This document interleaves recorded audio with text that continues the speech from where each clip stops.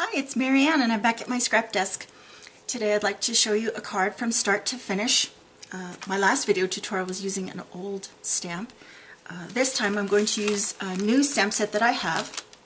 I bought this online. It's from Brutus Monroe and it's called Gamer. I have a lot of gamers in my life. This has a really cool controller on it. So here's what I made. I made one with clear paper or white paper.